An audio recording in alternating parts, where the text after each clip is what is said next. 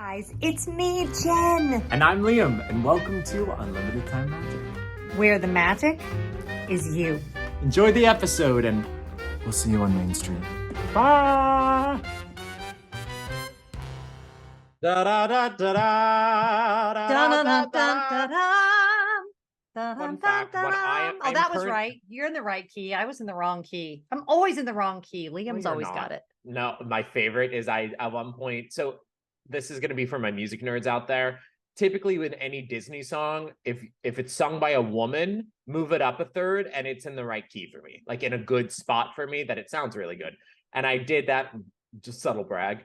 I moved it up the third on Part of Your World, and we were on the ride together, and Jen went, "That's not the right key." I did. And I went and I looked at her and I said, "Jennifer LaFour." I'm only mad at her when I call her Jennifer. Jennifer, and then I make up a middle name every time. Jennifer Lynn Roberta LaForge. How dare you? But it's true. When's it my turn? I have a better ear than I give myself credit for. You have a great ear. You're a good alto 1, soprano 2 moment.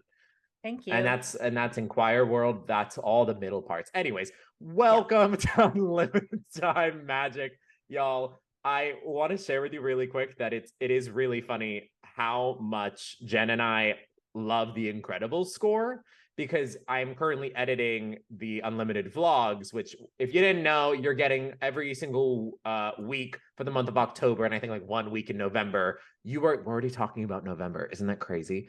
You're getting Disneyland vlogs, which is super, super cool, including Oogie Boogie Bash, which we rode the Incredicoaster.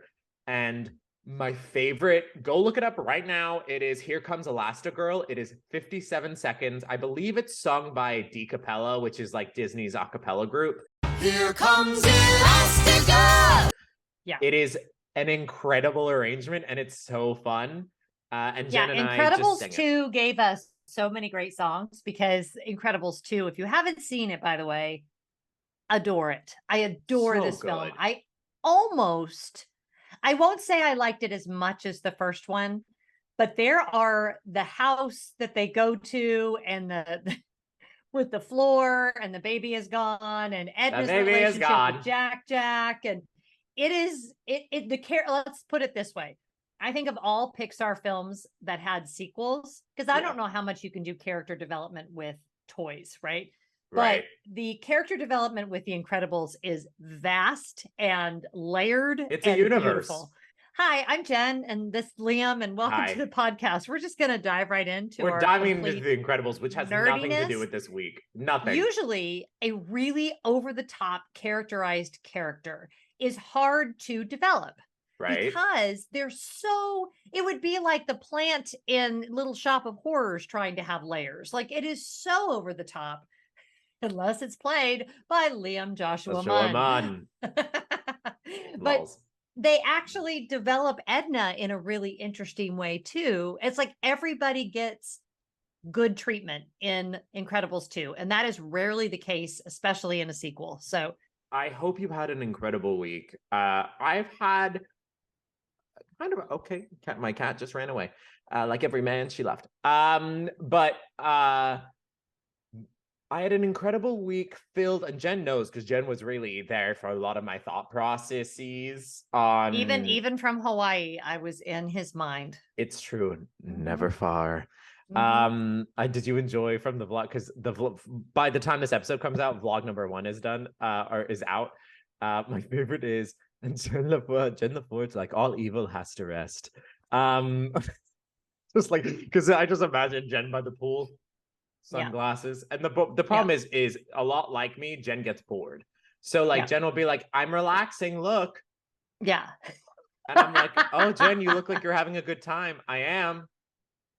And you're like, yeah. I did come home, and I want to hear about your week, but I did come home with a shin splint, because I'm a genius and thought it would be a great idea, because we hiked Diamond Head the last run of the day, which meant there was no one there, which is very rare. If any of you have ever hiked Diamond Head, it's usually just a complete packed mess. Right. And I'm like, I'm going to run up these stairs, because that's a great idea when you don't Scott's like work out on a stair climber or anything. And I developed a shin splint that is still with me to this day. So there you go. Aloha. That's what we learned. Don't That's what we maybe learned. run up Maybe the stairs. don't at Hilton. run. Maybe do what Scott LaForge does and just a nice brisk walk. Just stare. Okay, There. so your week. Go ahead.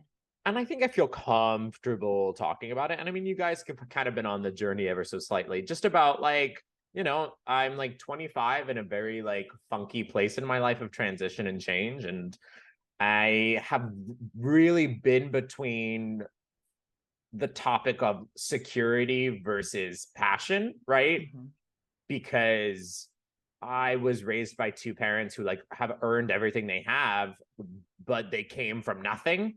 So they're like, of course you would go to security first. And that is the thing, that is the coveted thing that you need to get. Not really happiness, not really what you wanted. Well, and as an artist, obviously, that means something very different when you're an artist, because no matter what kind of art you are passionate about, it is never, it's like what we were talking about with Anna. It is never the traditional path for an artist. It's always something that is a risk and is taking a chance. And by the way, let me just encourage you, we need artists to take those chances, because it doesn't really, you don't contribute what we need you to contribute to the world if you're working a desk job or do you know what I'm saying? If you're not doing that, I feel like we need that. And there's balance, and you got to feed yourself, and you've got to have insurance. So continue. But which we talked about. Which we did. But Jen said something really great to me of, I was presented, I'll say it very lightly. That's a like artsy fartsy thing about being an artist, and especially working with different companies, is that you can't really outwardly say what is happening just because you could get money in a contract. 10-4, understood. Right. And I was offered a job that because I could not. Because of lawyers. Morgan and Morgan. Today's podcast brought to you by lawyers. Or Morgan and Morgan, or Muns and Muns. I'll go after them. I'll say sponsor us, or I will diminish our name. I will do something crazy. No, but I was talking to Jen. I had to say no to this job because of X, Y, and Z, primarily because of Disney. I'm full-time at Disney. It's very hard to go do things. And I was talking to Jen about it, and I was kind of like, well, I need to stay at Disney because of health benefits. And Jen was like, well, if that's the only thing that's keeping you there. And my dad outwardly said it. God bless my parents, but they always play the devil advocate, always, because parents. And he was like, well, you want to be a manager, right? And I was like, no, not in the slightest. I said, that sounds awful. So we are in the moment of transition. We are in the moment of blank and blank. And Jen said it really well. She was a great friend this week, even all the way from Hawaii. I literally said, okay, then that means this isn't forever, which, I mean, we knew that, but if you don't look for the next thing, then you'll stay in the place you're at for a very long time. Yeah, that's it. Because there's a lot of people that, and I'm sure probably people listening to this podcast, myself included, I stayed in a job about 7 years past the time I knew it was time to leave. And because there are all these reasons you talk yourself out of it. You just get tired. And I don't have regret, because there were things that happened during that time that were important. But the years have a way of, what's that from? The years have a way of ticking by. That's a line from something. I can't think of what it is. Probably everything. Probably Cara Barnett. Yeah. So, yeah, I mean, and there's always a different way to look at it. And that, I think, is what friends should do for you, is say, okay, because when you took full time, you said almost verbatim, I'm taking this for a season because I need a minute to heal from the constant strain mentally of auditioning and getting called back, and then trying to shift, and then finding out you didn't get it. And now there's this, and now the stress of being a working actor, I, honest to God, Liam, did not understand until, I mean, I did, but from a very periphery perspective.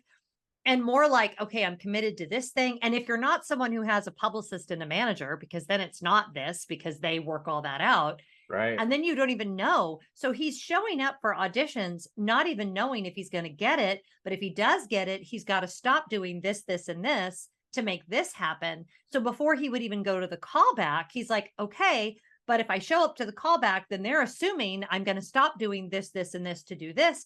And I don't know anything. I don't know the contract length. I don't know the money. So it's an absurd, let me just say, it is an absurd business and it is It's crazy. nonsense. It's crazy. Nonsense. In January, I got a national tour offer that I ultimately said no to. I think I'm very proud of myself that I have had the emotional awareness this year of understanding when and where to take the job. And I knew not only financially did it not make a lot of sense, it was a non-equity tour. It didn't make a whole bunch of sense, but this podcast also taught me great things about being a business person and a business mindset. The reason creatives and art flourishes is because there is a business and there is a structure. So a lot of people who are like, I hate the business aspect of it. Trust me, I have been read to filth by incredible people that I look up to, and then vice versa. Some incredible people have been like, no, you're really, really, really great. This was great work. And I'm like, okay, I thought you were gonna destroy me. So it's like this emotional, financial, spiritual game that you play with yourself. And what Jen said, there was trauma with me before that, right? There was stuff untouched before that, but I was trying to make this career work and it was working. I was getting offers. However, I needed the year to heal. And so I have kind of made the decision that I'm reevaluating, which is really, really exciting and scared, but it's true. So it was a big, I feel better though. Like Disney kind of feels like purgatory, slightly good purgatory, fun purgatory. If one's going to be in purgatory, it you is might the as well best do it at Disney's possible Animal purgatory. Kingdom. Yes, But exactly. And this is no tea, no shade. There are people who have been at my job. I just had a really great conversation with a coworker who's been with the company for 12 years. And she looked at me and she goes, and I don't think I'm not sharing any personal information about her, but she looked at me and she goes, I feel like I've wasted 12 years of my life. Yeah. And so here's the thing. There are people who have a job to have a job. Right. It's a job for whom that is perfection.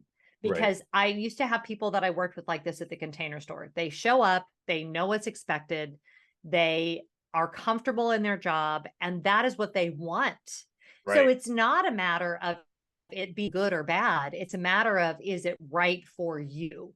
So I'm not exactly, I'm not hearing you say, oh, this is a terrible job for everyone. It 100% is not. It is reliable work. It is safe work.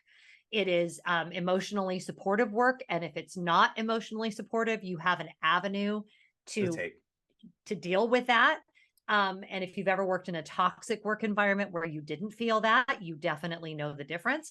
You wouldn't have chosen it as a landing spot to heal if it wasn't a safe space for you. Right? Not perfect, but safe. And I'm not hearing you cast aspersions at all. I'm just hearing you say, I said this was a space for me to heal. And now I'm feeling like I'm better. And I'm not 100%, but I'm better. And I'm maybe ready to see what might happen next. And I want to thank the podcast. I want to thank you. Like, what a beautiful... It's mostly me. And that's the truth. But it's been... Because we've been doing the show now for 6 months.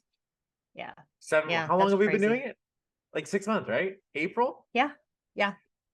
And you not only have taught me beautiful, the show is literally about life lessons that you and I go through on the daily, in the past, present, and between Jen's friendship with me and our beautiful listeners reaching out and just saying the most incredible things that almost have nothing to do with us. I think we just say, hey, we're willing to talk about our crap if you are.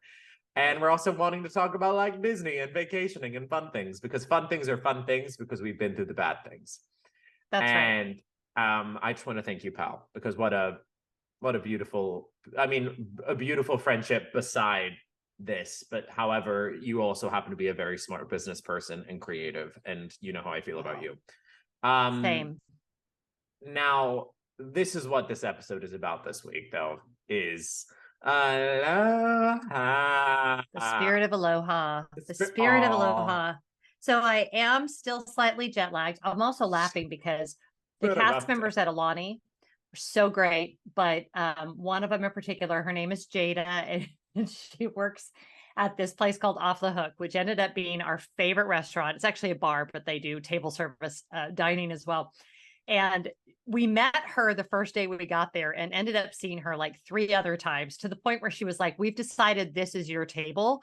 So when you guys come back, we're just going to, whoever's there, we're going to be like, you need to move. This is the Borges table. I'm Oh, like, yeah, cute. that's the way to go. But she brought me my food. And our first server had been a little very polite, but she made some sarcastic remark. And I said, oh, thank God you're sarcastic. And she goes, oh my God, yes. I said, do you ever meet people who aren't sarcastic? And at first you're annoyed. And then you think, oh my gosh, you haven't been through trauma. That's why you're like that. And she died laughing, and we like bonded on the spot. She's like, yeah, you want to go? Oh, that's so great that no one hurt you, but you're boring. I can't be your friend.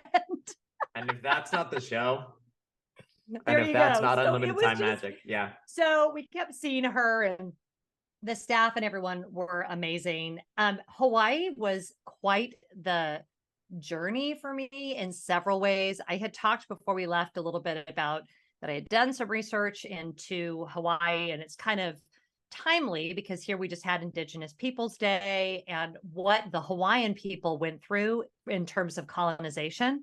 Right. There's a video that I put across all my channels. We could even link it in the show notes, I'll Liam. put it in that the is- description. okay. That's about what happened in Hawaii. And if Right. if you go to Hawaii and you don't know that story, a lot of what is there is lost on you. And so they've been through so much just as a people. And we're not talking hundreds of years ago. The thing that happened in 1895. So the colonization happened over time, but then when power was taken away from the Hawaiian people, in a nutshell, they made it to where if you didn't own land, you couldn't vote. Sound familiar? And so this group of white men, the party was literally called the Missionary Party, were calling all the shots. And the queen at the time, and I'm going to butcher her name, so I'm not even going to try to say it because Hawaiian words are hard. Beautiful, but hard. Yes, she tried very hard to save her country. And they imprisoned her, and she actually went to Congress and appealed, and they gave her country back. And then the Spanish American War happened, and they decided they needed it as an outpost, so they just took it. Land that was not theirs. White people are good at that. So the song that everyone hears, Aloha Oi, Aloha Oi, like you think it's this really pretty kind of cheesy song, was written by that queen about the depths of her sorrow over losing her people and losing their autonomy and her monarchy. And it's just powerful and beautiful. So whenever Scott and I travel, we always ask questions, because to me, travel is not just about leisure. I don't travel as a consumer. Sure, I'm a consumer, but I travel as a student. And that's true no matter where I am. Even when I'm at Walt Disney World, I like chatting with cast members about, their lives and their experiences. Yeah, all of the things. And it just so happened, Jada included, most of the cast members we talked to are Native Hawaiians. And we had the most interesting conversations about Hawaii and sustainability, and how for decades, Hawaii was completely sustainable, where they didn't need anything from the outside world. But then the land that was used for agriculture and ranching was sold to developers who built expensive golf courses and hotels. So it used to be that agriculture was top and then tourism was at the bottom. And then that got flipped, which meant there was not enough agriculture to support the people who lived there. So they had to be a lot more reliant on imports. And then COVID really brought that home, because then you had supply chain issues and there was so much scarcity. Plus, they lost the tourist industry, which now they were so completely reliant upon, that you had a mass economic upheaval on top of everything else. So I think it's a lot to unpack. You really have to chat with people who live there to understand what they're facing. And I don't think the answer is don't visit at all, although some people land there, and I completely understand that. The people we talked to did not say that. What they basically said is visit, but be knowledgeable, know what you're walking into, understand our struggles, be respectful, know our history. Don't walk in just to take, walk Right. in to learn. To So literally yeah, use, like to use yeah, and then leave. Like that's not no, it. no, My roommates in New York of 2 years are both native Hawaiians. And so yeah, I automatically asked my roommates, I said, how do you feel about Disney being on in your land? Like, and they were like, well, it's not very different. I never want to speak for them, but they were like, it's not very different from like Hilton being in there. Like it's yeah. big white companies coming in and taking land. Yeah. So here's what's interesting though, because I've had a couple people ask me, how Disney is Aulani specifically. Everything that we've said is about Hawaii in general. Aulani is kind of insane in the way that it is not Disney.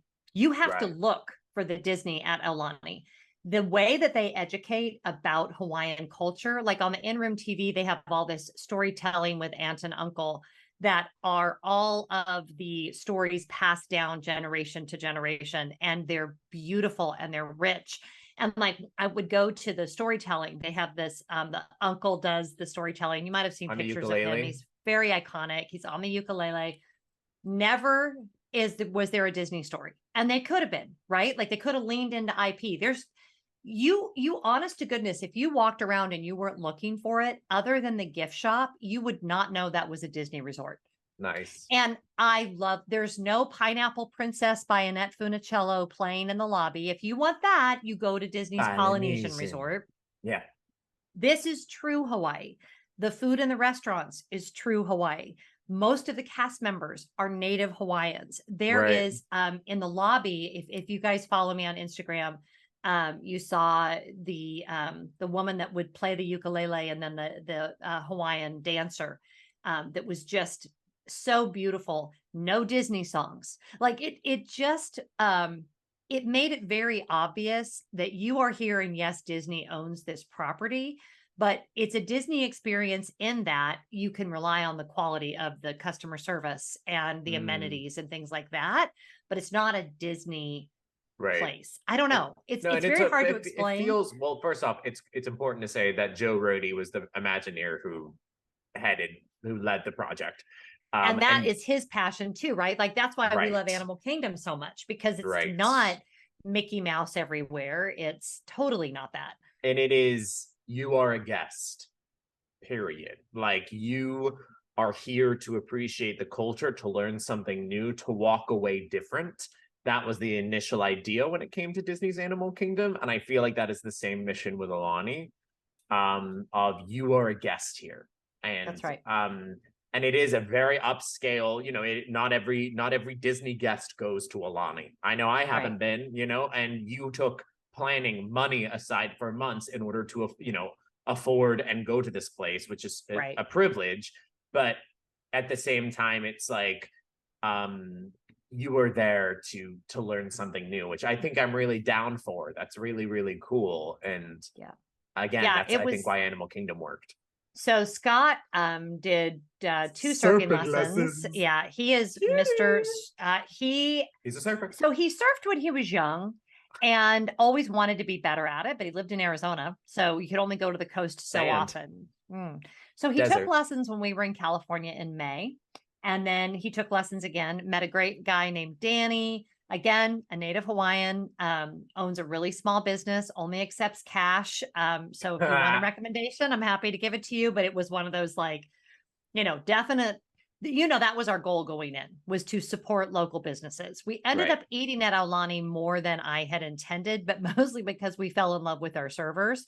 And so in my mind, I was like, well, I mean, they live here. And so I'm kind of supporting local business because we're tipping very well and whatever. Tip well, come on. But like there was a bag that I saw at the gift shop at Aulani that also was at a locally owned business across the street. And it was a local company that made the bag. Wow. And I had to pay $2 more to buy it across the street at the locally owned store. But I was like, I don't care. So we tried to do, I know that's nothing in the vast scheme of things, but made us feel better. I mean, would we ever think that would happen at Disney World? Yeah, no. No. Yeah. It was just yeah. So Scott loved his surfing lessons, loved to meet Danny. Funny story. He ended up meeting who's the guy? Jason Momoa? what's his yeah. Ended up I'm meeting sorry his if that is dad. incorrect. Yeah, so that was one of those weird things, and they hung out for a while. It's a little and forged thing for sure. It, You know what I need more of? What? I want a special episode of Unlimited Time Magic meant just for me. I want a great community. I want voting privileges. And sometimes I want to be harassed by Liam Munn. And all of that can be yours. You know what I want? What? For you never to do that voice again, and also to be in the shot. So seriously, we would love it if you would join us on Patreon, but there's no pressure. I'm holding sunscreen because Liam just bought it for me. But yeah, there's no pressure. There's no pressure, but you we might would- get... So, think of Patreon as your own sunblock. Without us, you could survive, but you'd be burned. We cannot do what we do without you. Do. You can find our Patreon by searching in the search engine at patreon.com or in our link tree found in our Instagram. For as little as $5 a month, you get one bonus episode every single month, behind the scenes footage, helpful tricks and hints to your favorite parks, and one really great community. Links can be found in the link tree. you know what it is? No matter where you travel, if you ask questions and you listen to answers, people will they will go over the moon for you. Yeah, and I think that is such a beautiful sentiment because, again, even the life in the theater, Liam knows everybody. Liam knows a lot of people. Liam, I said, I just ask questions. I'm very much, there was a time and a place, especially when I was younger, obviously, and it was a lesson I had to learn of like, people are so much more than their accomplishments. Yes. And like, that's a great example of like, you met the person versus the fancy thing that makes them different or unique, right? Yeah. And there's such power in what you just said. There's so much power in just interest, in empathy and interest. Yeah. We really, I love it when we travel together because I forget we don't get to travel together as much as I would like. Like I'm or as hoping people that, maybe think because he's a Right. pilot. So you're right. I mean, he works a lot. And so, and a lot of you guys don't know, pilots are hourly employees. So I he actually didn't know that. Yeah. So he always laughs. He's like, you guys think this is a big deal, but I have I'm a blue collar worker. I have a name tag with my name on it. I'm part of a union. I work hourly. And he actually took time off unpaid in order to do this trip because he didn't have any more vacation time. And so glad he did. Like it was a sacrifice, but we just loved every minute. The flight over was good. The flight back was not so good because we weren't in an exit row. Now, if you've never seen my husband in any of my videos, he is 6'4" tall and 220 pounds. So he's very fit, but he's a very large human being. And the poor guy, his knees were like smushed up against the back of the thing for 8.5 hours on the way home. Didn't complain once. He was amazing. Because he's a good man and we like him tall. So God bless. I know. Hawaii. He is a good man. He's a good man. Now, I have to ask about the food. So, like Jen had brought up, and I've decided, check us out on Instagram at Unlimited Time Magic. I'm going to ask my beautiful friend Eris, who I lived with in New York, to maybe go in a little bit more about Hawaiian history for us and maybe do a special video for us. And we will definitely... Oh my God, that'd be amazing. I'm definitely going to do my own private donation to an organization and I'll talk to Eris about it. Just about more of bringing Hawaiian culture to the forefront, history from the Hawaiians, which I think Disney would be all good for. But I want to speak to her a little bit more about Hawaiian history, but so much of the food, so much of the culture, is in the food. And it sounds like a lot of stuff is locally grown in Aulani. Like it doesn't sound like a whole lot comes from outside. So what was some of your favorite dishes? So we ended up eating at Ama, which has been closed since well before COVID and just reopened. Wow. And so they did a soft opening for resort guests, which I was overjoyed. And you know me and teams, and everyone was nervous. Brand new team, brand new chef. Everybody wanted to please. And so I'm like, I'm going because I want to be encouraging. A cheerleader. Yeah, exactly. Such a great And it was a 4-course prefix meal for Wow. $125. Oh, we talked about this. Okay. I did the wine pairing. So that's how we ended up talking to. I think he was the sommelier. Scott thinks he was the manager, but that's who we end up having the longest conversation with about Hawaiian culture. And his perspective to me was, I was like, so should we not visit? He's like, well, first of all, I'm in hospitality, so I'm not going to, it's like, I can tell you, money. So don't come. He was the one who really gave a great perspective on it. He's like, come, but come understanding what we're experiencing. And, there's a big push to limit the amount of visitors, which I think is a fabulous first step. A lot of, Right. a lot of places do that. A lot of countries do that. They only allow so many travel visas per year. Pretty sure Tokyo's doing the same thing. So right a now. lot of the struggle is not so much average tourist versus native Hawaiian, the way that he Right. explained it, right? And I'm not saying that this guy is speaking for everyone, and your friend's perspective may be different. The Right. struggle is between, shocker, greed and protecting the livelihood and the lives of the people who live there, and the very sustainability of the island itself, Right. which is really the struggle that goes back to the original colonization. Okay. It was Same about, intention. yes, it's about money, land. If just because you have enough money to do something doesn't mean you should. And so I think Sure. walking into it, and that was his whole thing. He's like, tourists like you and we had already paid the bill at this point, so he wasn't just trying to get us to up our tip. He's like, tourists like you that will walk in and research and understand and learn, that actually helps us, because then you go home and you tell the story of what we're going through, as opposed to just coming to consume and not having any understanding. So and using the parts you want. yes, exactly. right. So The I pretty don't know. parts.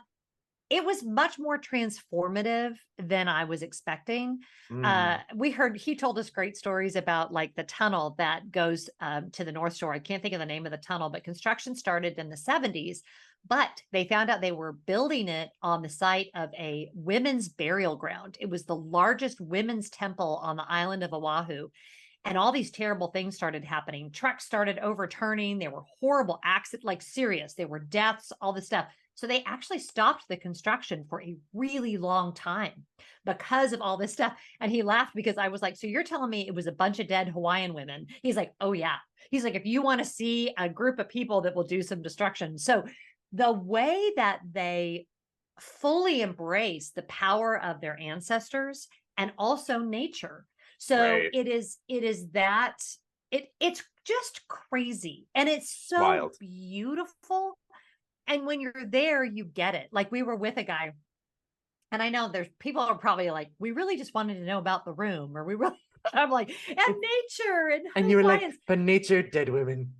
So where the lagoons are at Aulani are actually public. Like you're not allowed Oh. to have a private beach. You can own No. the property in front of it, but the beach itself belongs to everyone. There's public beach access right there. So every night we would go into the sea and we would be in the lagoon and we would watch the sunset. And there was this, Romantic. yeah, well, it was, but with 1,000 other people. And there Yum. was this local guy that would get in the water with us every night. And he was so into the sunset. And he was like, he would tell stories and he would talk about and he would say thank you when the sun finally set. And he told us about how Aw. the waves crashing up. He said, see how now it looks like the sun is causing the water to boil, and like all of these. And he would float on his back forever. I'm pretty sure he was real. Anyway.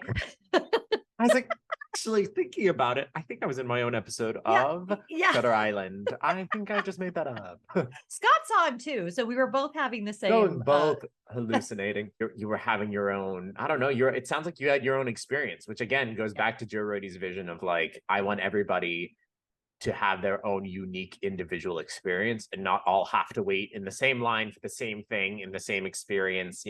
We all expect that Disney standard for guest service, but at the end of the day, it's like, we want our own memories. We want our own particular moments, good or bad. So was Right. there any moment? Okay, I need for any of our friends out there who just want to know about the room. I will be asking about, did you see Mickey Mouse? Did you see I Mickey saw him Mouse? from our balcony because we were on the 15th floor. Was he wearing a Hawaiian outfit? Of course he was. And he was actually quite hysterical because I would see him a lot with just cast members, like right before was they just like- opened or whatever. And you know this about Mickey.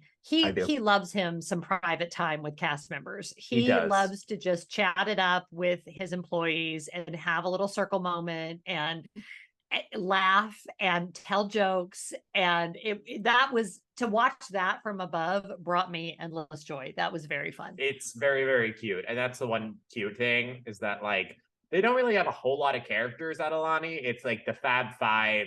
I don't even think Daisy meets. I don't think. No. I've never seen And Daisy. I I think didn't it's even see and the characters are very hard to even find. I never Right. did see Moana once. yeah, I Moana never is the only saw- face character there.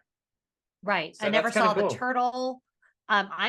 I mean, honest to goodness, the character breakfast is really the only time, unless you went down and asked the front desk specifically where particular characters were Right. going to be, which, Now, we Did didn't you do. do so? You ate at that one restaurant a lot because of Yep. the wait staff. Was there a Yes. particular dish that was really delicious, especially because for our vegetarians out there? I'm just Well, thinking- the fish. And I'm a pescatarian, so I eat fish. So the fish is, yeah, I could live on fish and rice and bok choy and be happy for the rest of my life. So every single restaurant you go to on Hawaii is going to have a market catch of the day, and it's always going to be local and it's Fresh. always going to be fresh. So that was kind of always my go-to. Very unremarkably, they also had a really good chopped salad. I will say, Off the Hook made a traditional Mai Tai across the street at Monkey Pod Kitchen, which is a great restaurant. Everybody talks about it. They have like a fancy Mai Tai, like a millennial Mai Tai.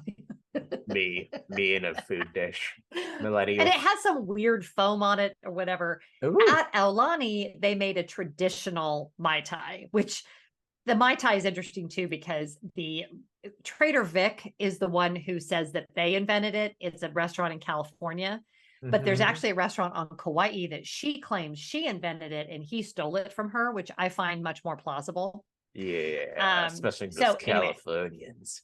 Yeah, I just Um, love me a good Mai Tai. No, yeah, and it just sounds super like natural and super fresh, and wow, that's really cool though.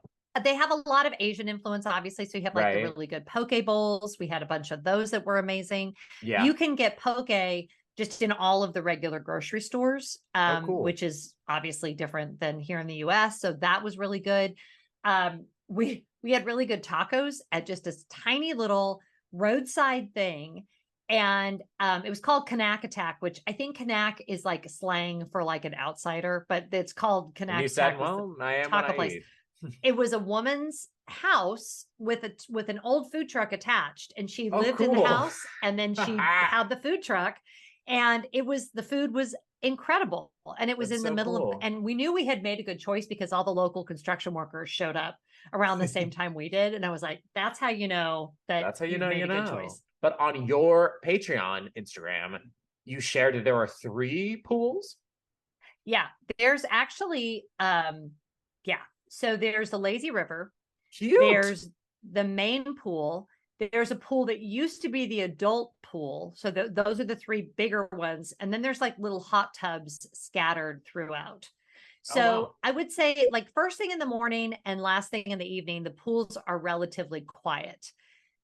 During the middle of the day, it is it is like every other Disney pool area. Do you know what I'm saying? Right. Tons of kids, just a lot of chaos. So we would Right. kind of just stay away. But if you went to the beach area where the lagoon was, that was almost always fairly quiet, and you could swim out in the lagoon.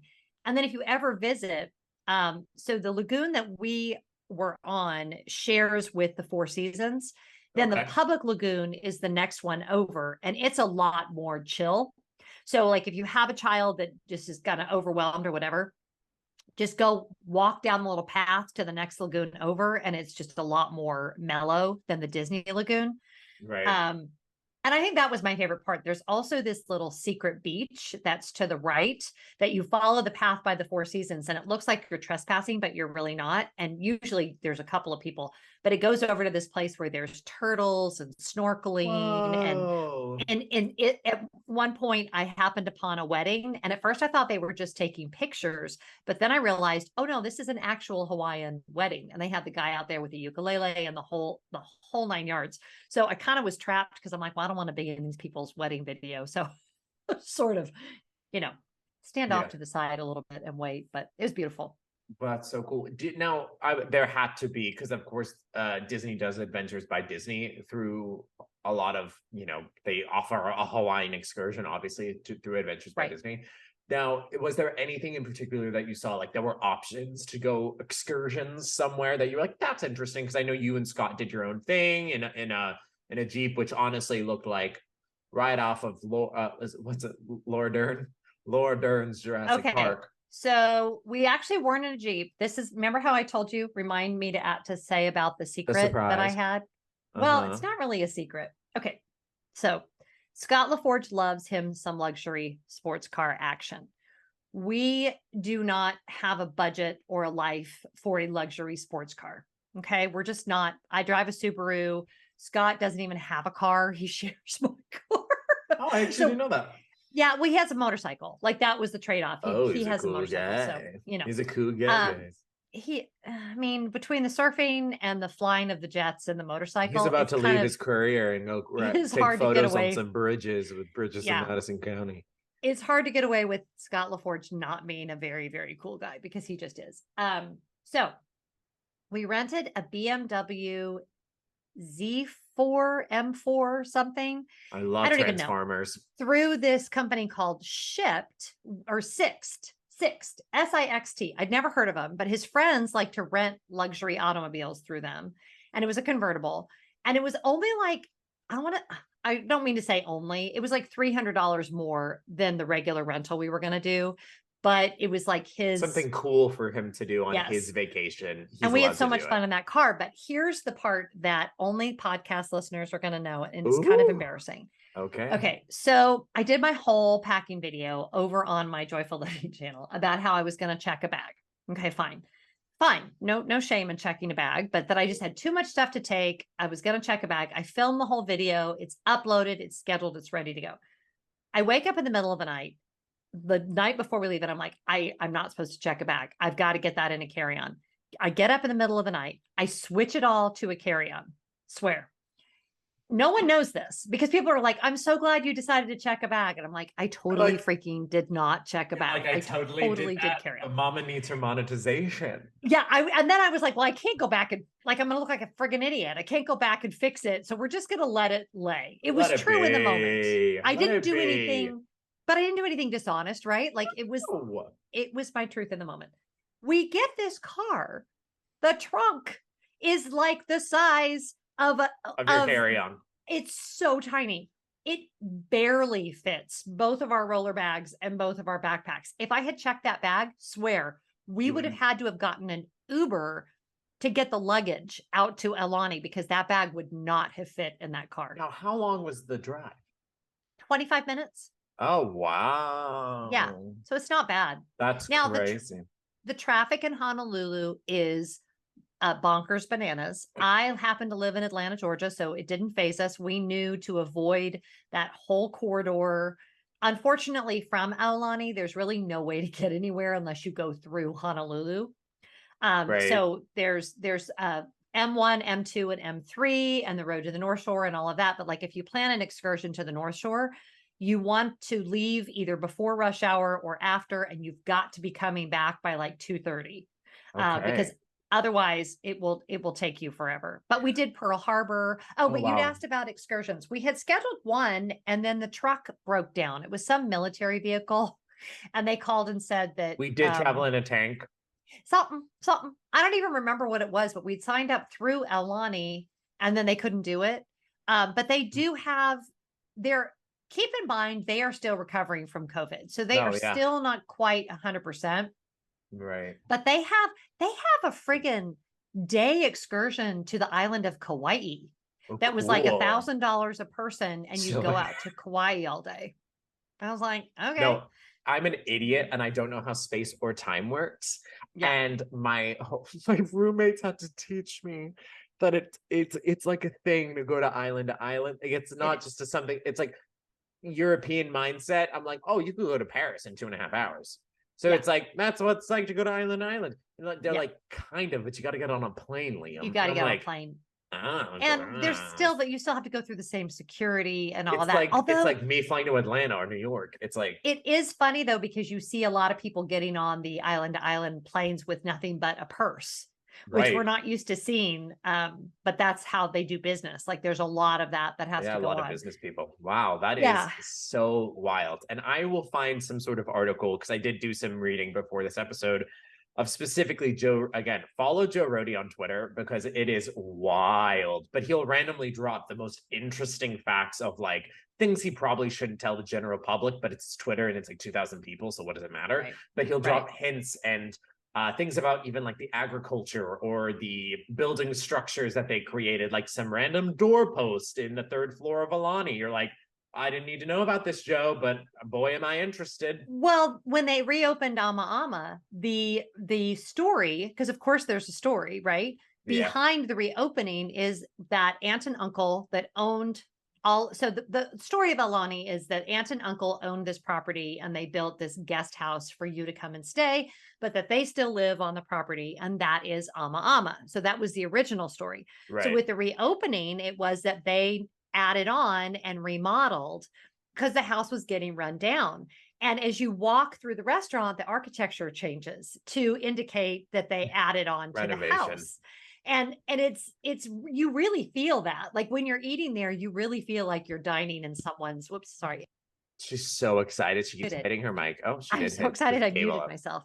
But, it was funny. It just sounds like the most beautiful trip. And at one point, I to be honest, if I go out to Hawaii, I kind of want to go with my roommates, my older roommates, and like stay with them. I want to definitely visit Aulani, maybe like do a night or something if that's a possibility, because I do get some sort of discount. I don't know what, but Yeah. what a beautiful, beautiful trip. I mean, that Yeah. sounds incredible.